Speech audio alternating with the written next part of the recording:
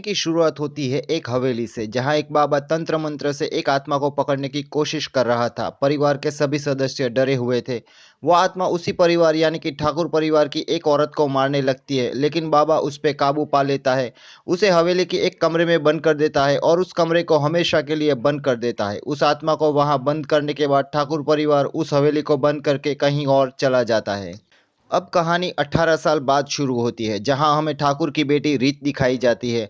रीत की मुलाकात वहां रूहान से होती है। अब रूहान के बारे में बात करें तो बंदा बहुत कमाल का है। कहीं से भी किसी की भी इंफॉर्मेशन निकाल कर उसे सिक्स सेंस का नाम दे देता है। रीत अपनी भाभी अंजू से बात करती है, तो अंजू उसे जल्दी वापस आने को कहती है, क्योंकि वापस आते ही उसकी शादी होने वाली थी। रीत की एक बहन है ट्रिशा, वो भी उसे जल्दी वापस आने पे जोर डालती है। रूहान रीत को एक म्यूजिक फेस्टिवल देखने जाने के लिए जोर डालता है और रीत अपनी बस छोड़ के म्यूजिक फेस्टिवल देखने चली जाती है। रात को बस स्टॉप पे उन्हें पता चलता है कि जो बस उन्होंने छोड़ी थी उस बस का एक्सीडेंट हो गया है और सभी पैसेंजर्स की मौत हो गई है। रीत अपने परिवार को फ़ोन करती है कि ताकि उनको पता चल सके कि वो ठीक है, लेकिन नेटवर्क प्रॉब्लम होने के कारण ट्रिशा रीत की बात सुन नहीं पाती, लेकिन रीत उनकी बातें सुन लेती है, जिससे रीत को पता चल जाता है कि ट्रिशा और उसका मंगेतर सागर एक दूसरे से प्यार करते हैं। तो रीत रूहान से कहती है कि जब तक ट्रिशा और सागर की शादी नहीं हो जाती, वो अपने परिवार को नहीं बताएगी कि वो जिंदा है, और इसके लिए वो रूहान की हेल्प मांगती है। तो रूहान उसे कहता है कि जब तक उन दोनों की शादी नहीं हो जाती वो रहेगी कहाँ। रीत रूहान को उसी हवेली लेके आती है जहाँ मंजुलेखा को बंद करके रखा गया था। वो उनकी पुरानी हवेली थी। उनके आते ही ताला अचानक खुल जाता है, दरवाजा भी खुल जाता है। हवेली में जाते ही वहाँ की लाइट ऑन हो जाती है। रूहान डरने लगता है, लेकिन रीत ये सब वहम बताकर टाल देती है। छोटे पंडित उस हवेली के आगे से गुजर रहा था, तो वो हवेली में रोशनी देखता है। तो वो डर के वहां से भागकर ठाकुर साहब से मिलता है और हवेली में रोशनी वाली बात उन्हें बताता है। ये सुनकर ठाकुर साहब भी चौंक जाते हैं और वो सभी लोगों को लेकर हवेली की ओर पहुंचते हैं। दूसरी ओर रीत रूहान को अपनी बचपन में हवेली में गुजारी हुई यादें बताती है, जैसे कि ठाकुर साहब उन्हें यहाँ झूला झुलाते थे, चाचा उनके साथ खेलते थे, वगैरह वगैरह। तभी वो देखते हैं कि सब लोग हवेली में आ गए हैं। ये देखकर रीत वहीं छुप जाती है, लेकिन रूहान छुप नहीं पाता और पकड़ा जाता है। ठाकुर साहब के पूछने पर रूहान उन्हें बताता है कि रीत की आत्मा उसको यहाँ लेके आई है, और यकीन दिलाने के लिए रूहान उनको वही बातें बताता है जो कुछ देर पहले रीत ने उसे बताई थी। आगे वो उनसे कहता है कि रीत की आखिरी इच्छा थी कि परिवार के सभी लोग इस हवेली में आके रहे, जिससे उसकी आत्मा को शांति मिलेगी। आगे वो लोगों को ये भी बताता है कि वो आत्माओं से बात कर सकता है, और इसी शक्ति की वजह से रीत ने उससे बात की। दूसरे दिन हवेली साफ करवाई जाती है और रीत का चौथा भी उसी हवेली में मनाया जाता है। उस वक्त बड़े पंडित और छोटे पंडित मिलकर रीत की आत्मा की शांति के नाम पर पैसे ऐंठ रहे थे। तब रूहान वहां आके ठाकुर साहब को कहता है कि रीत की आत्मा को शांति तभी मिलेगी जब त्रिशा और सागर की शादी होगी, और ये रीत की आखिरी ख्वाहिश है। ये बोलकर वो सागर और त्रिशा की शादी के लिए सबको मना लेता है। जब त्रिशा और सागर रूहान से मिलते हैं, तब वो बताता है कि वो जानता है कि वो दोनों एक दूसरे से प्यार करते हैं। ये बात उनको रीत की आत्मा ने बताई थी। एक रात को रूहान अचानक से मंजुलिका के कमरे के सामने चला जाता है। तब रीत की भाभी यानी कि अंजू वहां आके रूहान से कहती है कि ये मंजुलिका का कमरा है, भूलकर भी इसे खोलना मत, क्योंकि मंजुलिका तंत्र मंत्र करती थी। गांव में सबको लगता था कि रूहान सच में आत्माओं से बात करता है, तो सरपंच उसे अपने घर ले आते हैं और रूहान को अपनी मरी हुई माँ से खजाने के बारे में पूछने के लिए कहते हैं। जब सब लोग बाहर चले जाते हैं, तब कुछ ऐसा होता है जिससे खजाना मिल जाता है, और रूहान उसे लेके बाहर आता है। गांव वाले रूहान को एक नया नाम देते हैं, रूह बाबा, और उसे एक नया ड्रेस देते हैं। रूह बाबा के आने के बाद बड़े पंडित का धंधा नष्ट हो जाता है। रूहान छोटे पंडित को एक गधी के गले बांध देता है, ये कहकर कि यही उसकी मरी हुई पत्नी कलावती है। हवेली में एक बार पोटलू रीत को देख लेता है और वो ये बात घर के लोगों को बताता है, लेकिन रूहान वहीं था, तो वो ये बात को संभाल लेता है और जाहिर नहीं होने देता कि रीत जिंदा है।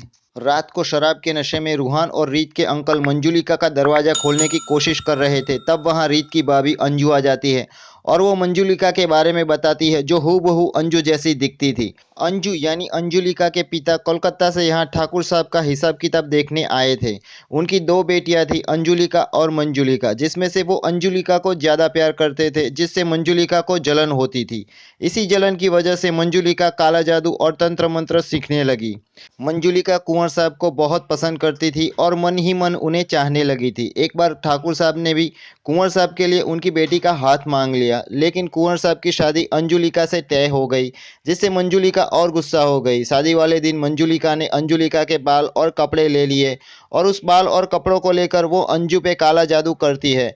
लेकिन ये सब उसके पिताजी देख लेते हैं, वो उसको रोकते हैं, तो मंजुलिका अपने पिता को भी मार देती है। बाद में वो हवेली पहुंचती है और अंजुलिका पे चाकू से हमला करती है। वो कुंवर साहब को भी मारने की कोशिश करती है, तो अंजुलिका मंजुलिका को चाकू मारकर मार देती है। लेकिन मरने के बाद भी मंजुलिका का गुस्सा शांत नहीं होता और वो कुंवर साहब को हवेली से गिराकर उन्हें अपाहिज बना देती है।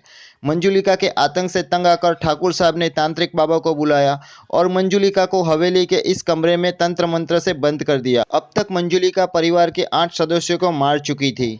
हवेली में एक बार छोटे पंडित रीत को देखता है और वो ये बात जाके बड़े पंडित और ठाकुर साहब को बताता है। सभी लोग हवेली जाकर रीत को ढूंढने लगते हैं। सब लोग रीत को ढूंढ रहे थे, तो रीत के पास कोई ऑप्शन नहीं था मंजुलिका के कमरे के अलावा, क्योंकि कोई भी मंजुलिका का कमरा खोलेगा ही नहीं। तो रीत दरवाज़ा खोल के उस कमरे के अंदर चली जाती है और बच जाती है। बड़े पंडित मंजुलिका का कमरा खोल के तलाशी लेने के लिए कहता है, लेकिन ठाकुर साहब उन्हें भगा देते हैं। दरवाज़ा खुलते ही मंजुलिका बाहर आ जाती है और शादी में सबको सताने लगती है और वो सब लोगों के सामने आती है। लेकिन रूहान सबसे कहता है कि ये मंजुलिका नहीं, रीत की आत्मा है, और सब लोग मान जाते हैं। लेकिन रूहान और रीत को पता था कि ये मंजुलिका है। रूहान रीत को वहाँ से भागने के लिए कहता है, लेकिन रीत कहती है कि उसी की वजह से मंजुलिका बाहर आई है, तो वो अपने परिवार को मुसीबत में छोड़ के नहीं जाएगी। उसी रात को अंजुलिका रूहान के कमरे में आकर उससे रीत के बारे में पूछती है। पहले तो रूहान बताने से इनकार कर देता है, लेकिन रीत उसकी भाभी के सामने आकर उससे मिलती है। उन्हें सारी सच्चाई बताती है कि ट्रिशा और सागर की शादी करवाने के लिए उसने ऐसा किया। तो रीत की भाभी उससे कहती है कि मंजुलिका उससे मिलने आई थी और उसी ने ये सब बताया और वो सबको मारने की धमकी दे रही थी। तो तीनों जाके उसी बाबा से मिलते हैं जिसने मंजुलिका को कैद किया था, और तांत्रिक बाबा उन्हें चंद्र ग्रहण के दिन मंजुलिका को वश में करने का वादा करते हैं। चंद्र ग्रहण के दिन जब तांत्रिक बाबा और उनके साथी हवेली जा रहे थे, तब मंजुलिका उन्हें रोकती है और तांत्रिक बाबा को वश में करके उनके सारे साथियों को उनके जरिए मरवा देती है। उसी रात को मंजुलिका रूहान के सामने आती है और उसे डराती है और एक ऊंची जगह से उसे नीचे गिराती है। लेकिन जब रूहान वापस हवेली आता है, तब वो पूरी तरह बदल गया था। वो वही गीत गुनगुनाता है जो अंजुलिका और मंजुलिका गाती थी। वो कुंवर साहब के कान में कुछ कहता है। आगे वो सबको बताता है कि उसके अंदर मंजुलिका की आत्मा है और वो आज रीत की भाभी यानी कि अंजुलिका को मार डालेगा। मंजुलिका ने उस तांत्रिक बाबा को भी मार डाला था। अब उन्हें कोई बचा नहीं सकता। तभी रीत के अंकल को रीत दिखाई देती है। उनको लगता था कि रीत की आत्मा उनको बचाने आई है, लेकिन रीत उन्हें कहती है कि वो जिंदा है। रूहान अंजुलिका को मारने दौड़ता है, तो रीत अपनी भाभी को बचाने की कोशिश करती है और रूहान को रोकती है। लेकिन उसी वक्त अंजुलिका रीत के गले पर चाकू रखती है और तब हम सबको पता चलता है कि असल में वो अंजुलिका नहीं मंजुलिका है। रूहान से जब अंजुलिका की आत्मा मिली थी, तब उसने रूहान को मारा नहीं था, बल्कि रूहान को उसकी सच्चाई बताई थी कि वो अंजुलिका है। कुंवर साहब के साथ शादी वाले दिन मंजुलिका ने तांत्रिक बाबा से मिलकर अंजुलिका को वश में कर लिया, जिससे अंजुलिका मंजुलिका बन गई और मंजुलिका अंजुलिका बनकर कुंवर साहब से शादी कर ली। अंजुलिका बाबा के वश में थी और उन्होंने अंजुलिका से कुंवर साहब पे हमला करवाया। तब मंजुलिका ने पीछे से आकर अंजुलिका को चाकू मारकर मार डाला। कुंवर साहब ये जान गए थे कि वो मंजुलिका है। तब मंजुलिका ने उनको भी ऊपर से नीचे धक्का मारकर गिराकर उन्हें अपाहिज बना दिया। उसके बाद अंजुलिका मंजुलिका को खूब मारती है और मारते मारते उसे उसी कमरे में बंद कर देती है जहां वो पिछले 18 साल से कैद थी। मंजुलिका सबसे उसे ले जाने के लिए कहती है, लेकिन अंजुलिका सबसे कहती है कि वो सब यहाँ से चले जाए, क्योंकि ये उन दोनों बहनों का मामला है, और सब लोग हवेली छोड़कर वहाँ से चले जाते हैं और मूवी ख़त्म। दोस्तों, आपको ये मूवी कैसी लगी हमें कमेंट करके ज़रूर बताना। मैं मिलूंगा आपको अगले वीडियो में, तब तक के लिए गुड बाय, टेक केयर।